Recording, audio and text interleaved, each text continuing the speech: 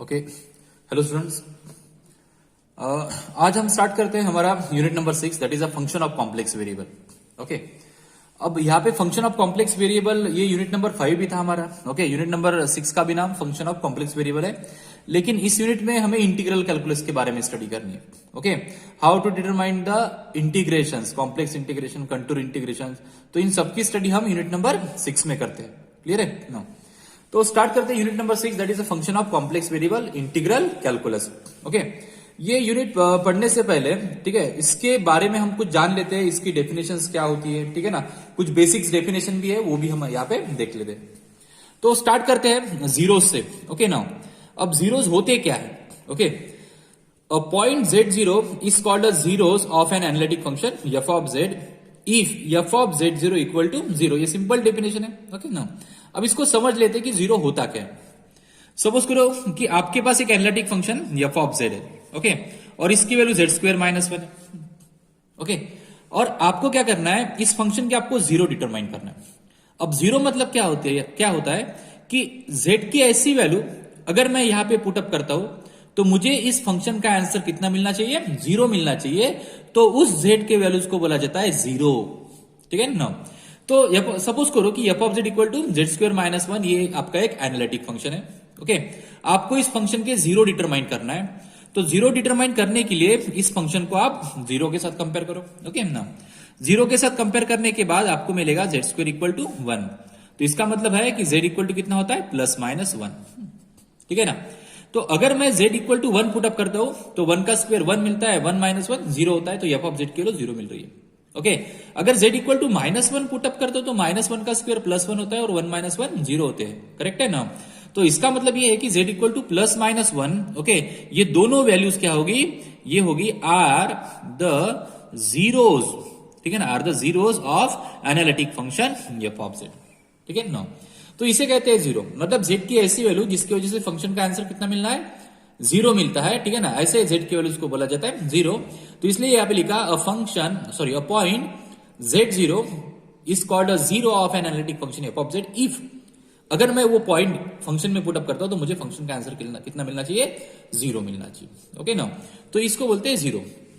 अब देखते हैं कि सिंगुलर पॉइंट क्या होता है, जिसको सिंगुलरिटी भी बोला जाता है। ओके, या फिर पोल्स भी कहते हैं। क्लियर है ना? अब देखते हैं कि सिंगुलर पॉइंट मतलब क्या होता है। The point eight which the function f of z is not analytic. ठीक है ना, एक ऐसा पॉइंट जिसपे फंक्शन एनालिटिक नहीं होता है उसको बोला जाता है सिंगुलर पॉइंट, या फिर सिंगुलरिटी, या फिर पोल भी कहते हैं। ओके ना, सपोज करो कि आपके पास एक रीजन है f ऑफ z। ठीक है, आपके पास एक रीजन है R नाम का। ओके, इस रीजन पे एक फंक्शन है f ऑफ z। ओके, अब मैं बोलूंगा कि ये फंक्शन f ऑफ z इस रीजन के ऊपर एनालिटिक है। ओके, एनालिटिक मतलब क्या? कि इस रीजन में जितने पॉइंट्स आएंगे सभी पॉइंट्स पे इस फंक्शन की डेरिवेटिव एग्जिस्ट होगी। ओके, और उसकी वैल्यू जो रहेगी वो यूनिक रहेगी, तब मैं बोलूंगा कि f ऑफ z क्या है? एनालिटिक है। ओके ना, अगर सपोज करो कि इस रीजन में एक ऐसा पॉइंट है, सपोज करो कि इसको नाम देता हूं मैं z0। ओके नो, इस रीजन में एक ऐसा पॉइंट है, इसको नाम दिया मैंने z0। ओके, इस पॉइंट पे ये जो फंक्शन है ना f ऑफ z, ये एनालिटिक नहीं है।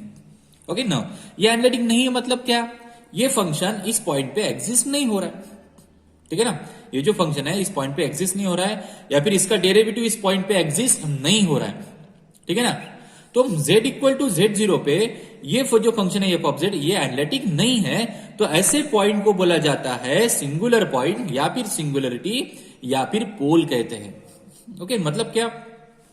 ठीक है ना, ये जो फंक्शन है इस पॉइंट के लिए CR इक्वेशन को सेटिस्फाइड नहीं करता है। ठीक है ना, या फिर हम बोल सकते हैं कि इसका जो डेरिवेटिव f ऑफ z का derivative f dash of z, okay, f dash of z does not exist at z equal to z0 पे, that's why f of z is not analytic at z equal to z0 पे।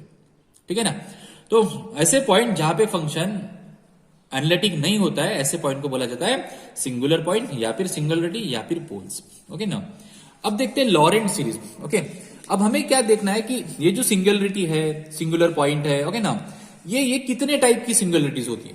Okay, तो देखो singularity के type है, एक होती है removable singularity, isolated singularity, okay, essential singularity और पोल्स।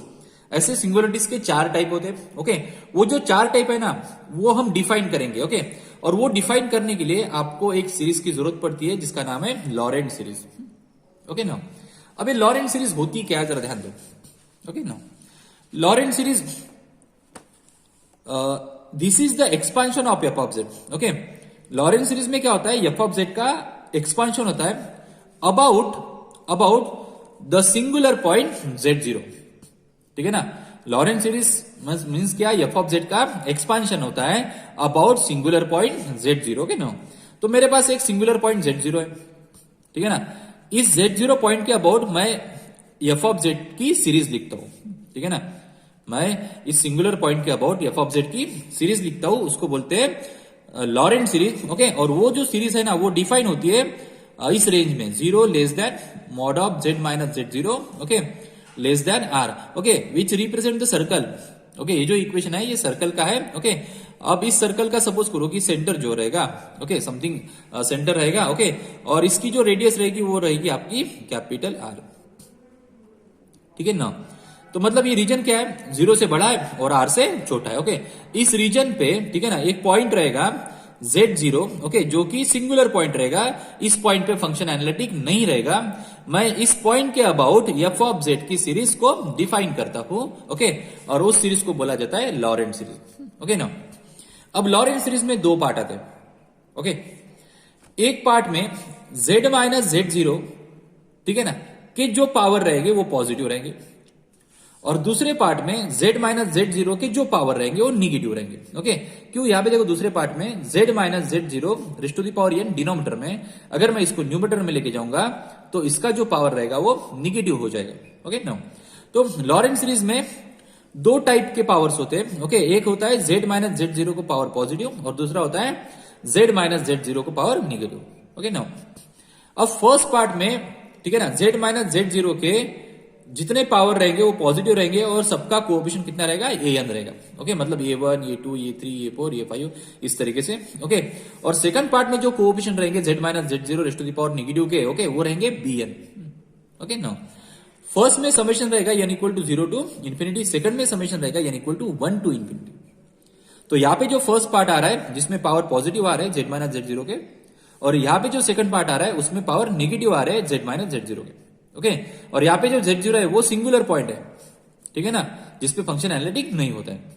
ओके, अब यहाँ पे जो सेकंड पार्ट जो रहता है ना ओके, ये जो सेकंड पार्ट जो रहता है, इस सेकंड पार्ट को बोला जाता है प्रिंसिपल पार्ट। ओके, और इसी पार्ट के ऊपर आपके सिंगुलरिटीज के जो टाइप है ना वो डिफाइन होते हैं। ओके ना, अब कैसे डिफाइन होते हैं मैं आपको शॉर्ट में बताता हूं। ओके, तो लॉरेंट सीरीज का देखो यहां पे मैं लिखता हूं, लॉरेंट सीरीज जो रहेगी वो है आपकी f of z equal to summation n equal to 0 to infinity, यहां पे an z minus z0 raised to the power n plus okay summation n equal to 1 to infinity, यहां पे bn ओके अपॉन में z minus z0 raised to the power n।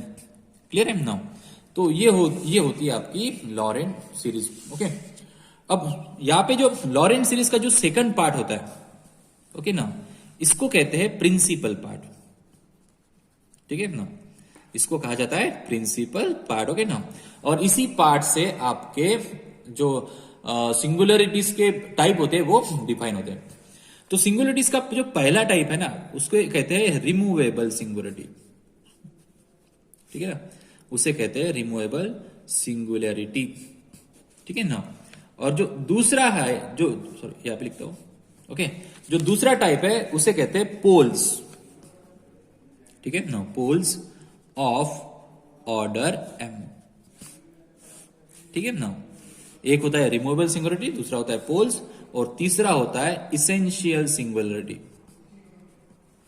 Essential singularity. Okay ना, अब ये तीनों point को हम discuss करते हैं स्टेप बाय स्टेप। ओके ना, अब रिमूवेबल सिंगुलरिटी होती क्या है ध्यान दो, ये जो प्रिंसिपल पार्ट है लॉरेंट सीरीज का ओके ना, इसी से रिमूवेबल सिंगुलरिटी, पोल्स और इसेंशियल सिंगुलरिटी, ये तीनों के तीनों सिंगुलरिटीज के टाइप डिफाइन होते हैं। ओके ना, रिमूवेबल सिंगुलरिटी कैसे कहते हैं, तो यहां पे जो सिंगुलरिटी है z इक्वल टू z0, ये सिंगुलर पॉइंट है आपका। ओके, मतलब z equal to z0 is your singular point, इस पॉइंट पे फंक्शन एनालिटिक नहीं होता है। ओके, तो z इक्वल टू z0 को मैं रिमूवेबल सिंगुलरिटी कब कह सकता हूं? ओके, उसके लिए क्या है कि प्रिंसिपल पार्ट में सभी bn की वैल्यू, ओके ना, यहां पे लिखता हूं इफ ऑल bn's, ठीक है ना, if all bn, principal part में सभी bn की वैल्यू कितनी होनी चाहिए? 0 होनी चाहिए। ओके, अगर प्रिंसिपल पार्ट में सभी bn की वैल्यू 0 होगी, मतलब प्रिंसिपल पार्ट, मतलब लॉरेंट सीरीज में अगर प्रिंसिपल पार्ट नहीं होता है, ओके, सभी bn की वैल्यू 0 होगी, मतलब z माइनस z0 को जो पावर नेगेटिव रहेंगे, ओके ना, उनके सभी जो कोएफिशिएंट हो जाएंगे वो क्या हो जाएंगे? 0। मतलब प्रिंसिपल पार्ट इस सीरीज से डिसअपियर हो जाएगा। ओके, और बचेगा कौन सा पार्ट? ओनली आपको पॉजिटिव पावर वाला पार्ट बचेगा। ओके ना, तो अगर ऐसा होता है कि लॉरेंट सीरीज में, ठीक है ना, प्रिंसिपल पार्ट अगर 0 होता है या फिर प्रिंसिपल पार्ट में जितने कोएफिशिएंट होते हैं bn's वो सभी के सभी 0 होते हैं, देन ऐसी जो सिंगुलरिटी होती है z इक्वल टू z0, तो उसे कहते हैं रिमूवेबल सिंगुलरिटी। ठीक है ना, और इस सिंगुलरिटीज को मैं रिमूव कर सकता हूं। ठीक है ना, इस सिंगुलरिटीज को मैं रिमूव कर सकता हूं एक नया फंक्शन डिफाइन करके जो एनालिटिक होगा। ठीक है ना, तो ये तो समझ में आ गया रिमूवेबल सिंगुलरिटी किसे कहते हैं। ओके ना, then z equal to z0 is called as, okay ना, रिमूवेबल सिंगुलरिटी। अगर प्रिंसिपल पार्ट में if, okay, in principal part all bn's are 0, that is there are no terms of z minus z0 raised to the power negative की। Okay, यहाँ पे कोई term नहीं रहेगी, मतलब लॉरेंट सीरीज में सभी पॉजिटिव पावर वाली टर्म्स रहेंगी, तब हम बोलेंगे कि z इक्वल टू z0 ये कौन सी सिंगुलरिटी होगी? रिमूवेबल सिंगुलरिटी, इसको हम रिमूव कर सकते हैं। ठीक है ना, अब देखते हैं इसेंशियल सिंगुलरिटी। ओके, अब इसेंशियल सिंगुलरिटी होती क्या है? देखो, इसेंशियल सिंगुलरिटीज में क्या होते हैं? इफ, ठीक है ना, ऑल bn's, ठीक है ना, इज नॉट इक्वल टू 0, अगर सभी के सभी bn ये 0 नहीं होंगे, ओके ना, सभी के सभी bn ये 0 नहीं होंगे, okay, and okay, principal part contain, okay ना, infinite number of terms of negative power of z minus z0, okay, now then z equal to z0 is called as essential singularity। ठीक है, बात समझ में आ रही? अगर प्रिंसिपल पार्ट में इनफाइनाइट नंबर ऑफ टर्म्स आते हैं, ओके, किसकी इनफाइनाइट नंबर ऑफ टर्म्स आएंगी? z माइनस z0, ठीक है ना, raised to the power negative powers की, ओके ना, z minus z0 raised to the power negative powers की अगर इनफाइनाइट नंबर ऑफ टर्म्स आएंगी। अब इनफाइनाइट नंबर ऑफ टर्म्स कब आ सकती है? तो वहां पे हर एक टर्म में bn की वैल्यू 0 नहीं होनी चाहिए। ओके ना, जितनी टर्म्स आएंगी नेगेटिव पावर की उसमें bn की वैल्यू 0 नहीं होनी चाहिए। यहां पे लिखा, इसलिए यहां पे लिखा मैंने if all bn's are not equal to 0, सभी bn 0 नहीं होने चाहिए। ठीक है ना, मतलब क्या? दैट इज, इसका मतलब ये है कि in principal part, that is principal part contain infinite number of terms of negative power of z minus z0, okay, then z equal to z0, then ऐसे सिंगुलरिटीज को बोला जाता है, z equal to z0 को, इसको बोला जाता है इसेंशियल सिंगुलरिटी। ओके, तो रिमूवेबल सिंगुलरिटी क्या होती है और इसेंशियल सिंगुलरिटी क्या होती है, ये आपने देख लिया। ओके, रिमूवेबल मतलब अगर वहां पे प्रिंसिपल पार्ट अगर टोटल डिसअपियर हो जाएगा, मतलब लॉरेंट सीरीज में ओनली पॉजिटिव पावर वाली टर्म अगर रहती है z माइनस z0 की, ओके, यहाँ पे ऑल bn's अगर 0 होते हैं तो z इक्वल टू z0 को बोला जाएगा रिमूवेबल सिंगुलरिटी। ओके ना, वही दूसरे केस में इसका अपोजिट इसेंशियल सिंगुलरिटी मतलब क्या होती है कि प्रिंसिपल पार्ट में जितने bn है उनकी वैल्यू 0 नहीं होनी चाहिए। इसका मतलब यह है कि principal part contain infinite number of terms of negative power of z minus z0, then z equal to z0 को हम बोलेंगे इसेंशियल सिंगुलरिटी। ओके ना, अब देखते हैं पोल्स क्या होते हैं। ओके ना, पोल्स में क्या होता है कि principal part contain finite number of terms. Okay ना, तो यहां पे मैं लिखता हूं less than equal to m। ठीक है ना, तो इसका मतलब क्या है? पोल्स किसे कहते हैं कि अगर प्रिंसिपल पार्ट में फाइनाइट नंबर ऑफ टर्म्स होती है, ओके, तो सपोज करो कि यहाँ पे z minus z0 raised to the power negative power वाली एक ही टर्म आती है। ठीक है ना, एक टर्म आती है, या फिर z minus z zero race to the power negative power वाली दो टर्म आती है, या फिर तीन टर्म्स आती है, या फिर चार टर्म्स आती है, या फिर पांच टर्म्स आती है, ओके ना। तो मतलब फाइनाइट नंबर ऑफ टर्म्स आनी चाहिए। तो मैं ऐसा अज्यूम करता हूं कि प्रिंसिपल पार्ट में z minus z zero race to the power negative power की कितनी टर्म्स आ रही है, m टर्म्स आ रही है। ओके मतलब प्रिंसिपल पार्ट अभी आपका फाइनाइट नंबर ऑफ टर्म्स में सीमित हो गए। ओके तो प्रिंसिपल पार्ट में m number of finite terms है, कौन सी, z minus z zero race to the power negative power की। ओके नाउ तो इसका मतलब ये है कि that is all bm's are not zero, ठीक है ना, बट bn's, ठीक है ना, but bn's equal to zero, ठीक है ना, फॉर यहां पे n is greater than m, ठीक है ना। मतलब क्या, अब सपोज करो कि अगर मैं इसको एक्सपांड करता हूं, एक्सपांड करने के बाद ओके यहां पे इनफाइनाइट नंबर ऑफ टर्म्स आएंगी प्रिंसिपल पार्ट में, लेकिन उनमें से जो पहली m टर्म्स रहेंगी ना, ओके m टर्म्स रहेंगी उसका कोएफिशिएंट जीरो नहीं होगा। m के बाद वाले टर्म्स का जो भी रहेगी m के बाद वाली टर्म्स, ओके उन सभी के कोएफिशिएंट क्या रहेगा, जीरो रहेगा। इसलिए मैंने यहां पे लिखा कि n is greater than m है। तो टोटल नंबर ऑफ टर्म्स तो n होगी, उसमें से bm not equal to zero होगी, okay B and bn are zero होगी। ओके तो मतलब प्रिंसिपल पार्ट में फाइनाइट नंबर ऑफ टर्म्स आएगी। ओके अगर प्रिंसिपल पार्ट में जितनी फाइनाइट नंबर ऑफ टर्म्स आएंगी, ठीक है ना, तो अगर फाइनाइट नंबर ऑफ टर्म्स आती है तब z equal to Z zero को हम बोलते हैं poles. Okay now then z equal to Z zero is called as pole. तब हम z equal to Z zero को हम क्या बोलेंगे, पोल कहेंगे। ओके और इसका ऑर्डर कितना रहेगा, ऑफ ऑर्डर m। क्यों ऑर्डर m रहेगा, क्योंकि इसमें m number of finite terms है, ठीक है ना। अगर यहाँ पे दो ही फाइनाइट टर्म्स होती है तो हम बोलेंगे कि z minus z zero, sorry z equal to Z zero ये पोल हो जाएगा जिसका ऑर्डर टू रहेगा। ओके अगर तीन फाइनाइट नंबर ऑफ टर्म्स आती है तो हम बोलेंगे कि उस पोल का ऑर्डर कितना है, तीन है। ओके इस तरीके से तो ये होती है तीन डेफिनेशन किसकी, रिमूवेबल सिंगुलरिटी, पोल्स और इसेंशियल सिंगुलरिटी की। ओके ना अब देखते हैं आइसोलेटेड सिंगुलरिटी क्या होती है। ओके ना अब देखते हैं आइसोलेटेड सिंगुलरिटी।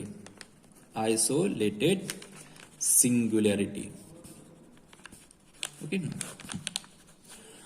अब आइसोलेटेड सिंगुलरिटी मतलब होती क्या है, सपोज करो कि एक रीजन है आपके पास। ओके ना इस रीजन में एक जो पॉइंट है z equal to Z zero, okay ये जो पॉइंट है ये आपका सिंगुलर पॉइंट है, ठीक है ना, z equal to Z zero ये क्या है, आपका सिंगुलर पॉइंट है। मतलब इस पॉइंट पे जो फंक्शन रहेगा एफ ऑफ जेड वो एनालिटिक नहीं होगा।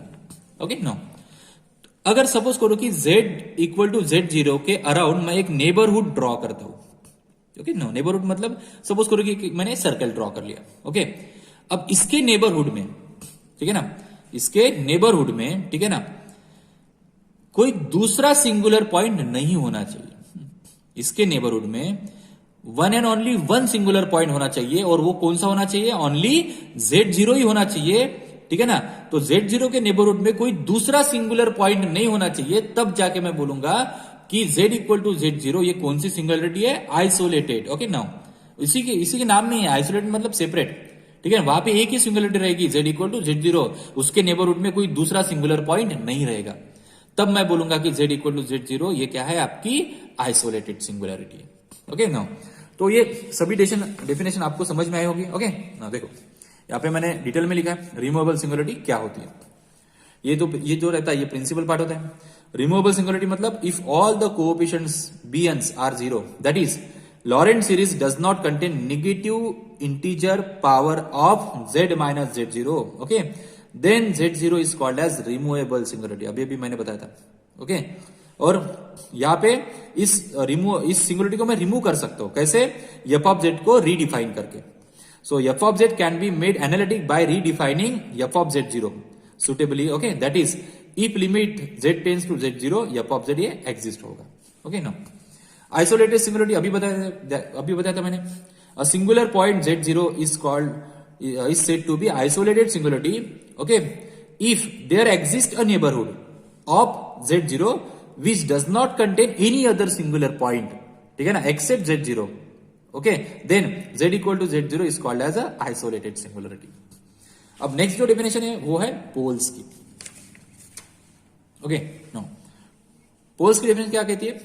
If principal part of Laurent series contain a finite number of terms, और कितनी? Less than equal to m terms, involving negative power of z minus z0, then z0 is called as a pole of order है।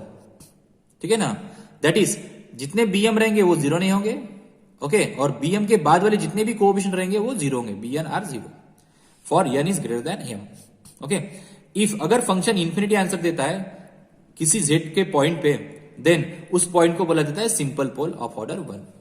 ठीक है, तो ये इस तरीके से कुछ डेफिनेशंस होगी। क्लियर है ना? अब इसके बाद हम देखते हैं अभी कुछ एग्जांपल्स। ठीक है ना? How to determine the zeros, how to determine the poles. Okay, उसके बाद में कुछ थ्योरम्स देखते हैं। ठीक है।